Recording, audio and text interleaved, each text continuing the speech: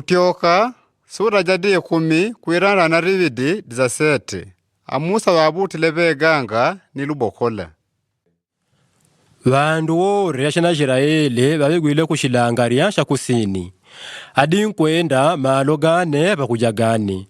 Madinga ulamuri wa kunungu. Waunjile kurefedini.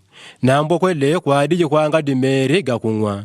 Nintande wanyingwanyile kwa Musa. Ni washishidishirie. Ntupe meri kutitungwe.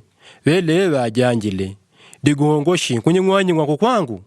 Digongoshi nkwabika kunungu nkudingwa. Nambo vandu wadininjota.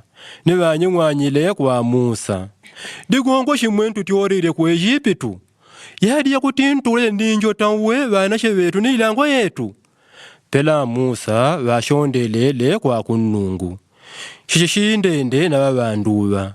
Arigele banandi kumbonya maganga. Akunungu wajanjile. Mpite pa ujo pa bandu. Mwazikale bane wakwe mwashakulungwa bashana Israeli. Jikale lubokola munyala lwanakubutilaga lurulo lwa Nilu. Ninja ule mumbujo.